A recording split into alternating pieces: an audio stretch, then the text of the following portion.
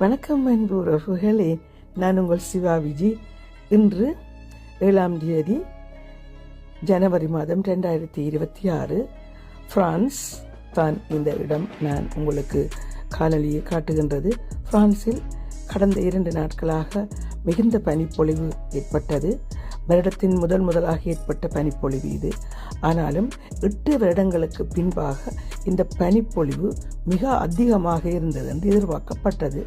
அதற்கமைய 2 நாட்களுக்கு முன்பு, அதாவது 5ஆம் தேதி பனிப்பொழிவு மிகவும் கூடுதலாக இருந்தது. அந்த நேரம் செம்மஞ்சள் அறிக்கை விடப்பட்டிருந்தது. அதற்கிணங்க பொதுமக்களும் பாதுகாப்புகளும் கூடுதலாக ஏற்படுத்தப்பட்டு பொதுமக்கள் மிக அவதானமாக இருந்தார்கள்.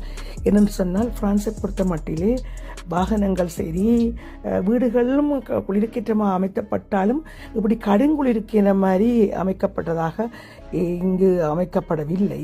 இப்போ உதாரணமாக மகதி குளிர் நாடுகளான கனடா, வேறு குறிப்பிட்ட அவர்கள் வாழுகின்ற கூடுதலான இடங்களுடைய குளிர் பகுதிகளில் உள்ள குளிர் நாடுகளில் உள்ள மாதிரியான அமைப்புகள் இங்கே இல்லை. இருந்தால் இங்கு கடும் குளிர் ஏற்படுவது கிடையாது. ஸோ 8 வருடங்களுக்கு பின்பு இந்த கடும் குளிர் ஏற்பட்டது ஒரு பெரிய பாதிப்பை மக்களுக்கு ஏற்படுத்தியது. எனினும் 5ஆம் தேதி 2 நாட்கள் முழுக்க மக்கள் குதூகலித்து இந்த குளிரை பனியை வரவேற்றார்கள். தொடர்ந்து இன்று, அதாவது 2 நாட்களுக்கு பின்பு இன்று சிகப்பு அறிக்கை வெளியிடப்பட்டு மக்களை பாதுகாப்பாக இருக்க கூறினார்கள். ஏனென்றால் நேற்று ஒரு சில உயிரிழப்புகள் ஏற்பட்டது. மக்களும் போக்குவரத்து எல்லா விதமான இடைஞ்சலுக்கும் உள்ளானார்கள். இது இந்த பிரான்சில் நடந்து கொண்டிருக்கின்ற இது இன்று 3ஆம் நாள். இது இன்று இப்போ 12 மணி. ஆனால் ஒரு நல்லது செய்தி, சூரியனுடைய கதிர்கள் பரப்ப தொடங்கியபடியினால் இந்த பனிப்பொழிவும் நின்று அது ஐஸ் எல்லாம் கரைய தொடங்கிவிட்டது. எனவே இந்த பனிப்பொழிவு எதிர்பார்க்கப்படவில்லை. எனினும் கூடுதலான பனிப்பொழிவு நடந்து அந்த பனிப்பொழிவு பரவலுக்கு மேலே இன்றைக்கும் மேலே பனிப்பொழிந்தபடியா இந்த பனியெல்லாம் கரைந்து இரண்டி வரையக்கில் நிறைய பாதிப்புகள் ஏற்படும்.